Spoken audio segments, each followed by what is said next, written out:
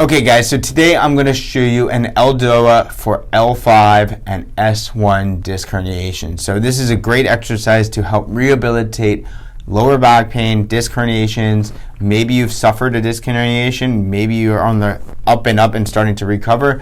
This is probably not the thing I would do if you have what we call a hot low back or something that's really painful, but it's something that I would do likely after a first few weeks of care if you can make it to that stage without any increase in symptoms. And there are a lot of different parts to it and a lot of different things going on, so it's really important that you have a good trainer or coach or somebody out there to help you with this. But the first thing we're going to do, and the most important thing to do, is get your butt bones or your sit bones, the things that you sit on the wall. So what we're actually going to do is go upside down here. So the first thing we do is we get our butt on the wall and then we hang out here, okay? From this position, we have a lot of different cues that we want to do. The first and most important thing, like I said, is butt on the wall and keeping it on the wall. If your hamstrings are tight and you can't flex them like this, keep them bent.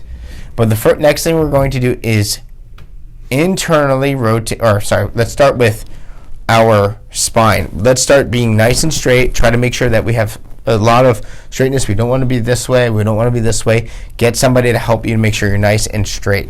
From this position, we're going to take our toes and we're going to rotate them almost like touching them, and then we're going to bring them back towards our nose, right? So we're going to hold that. We're not going to have them touched. We don't want them like this. We want them like this, right? Right here, okay? That's going to internally rotate our femur right here, and we're going to externally rotate our femur here and internally rotate the tibia. That's called the lemniscap position. I've talked about this in another video, so go ahead and watch it if you have any questions on that. So start here, and then now what we're going to do is we're going to have a slight gaze. Our eyes are going to look from here, not up, but we're going to look straight down, like almost back at our toes a little bit. That flattens out our spine. We really want to focus on getting long through our head, okay? We really want to focus on our belly breathing. On our inhale, we get longer. On our exhale, we hold, okay? And so what we're going to do is we're going to work about 80 to 90, 95% here, okay? So we're going to really contract hard and focus on our breath. From this position, we're going to Spider-Man our webs to the wall. We're going to get an external rotation, so we're going to go whoosh like Spider-Man. We're going to rotate, and we're going to hold that here. And now we're going to focus on our breath, and it's going to get really hard. Really focus on internal rotation. Really focus on the feet driving towards my head. Focus on getting long and focus on our breath. You do need a coach in this position. It really is pretty hard if you don't have good body awareness, but this is a great exercise when you have good verbal and physical cues here. And then from this position, if this is comfortable and you can complete this, you'll go on your own overhead. And now you're going to really push. Really focus on getting the butt into the wall. Really focus on driving a lot of power, and I'm really focused on getting long through your breath. So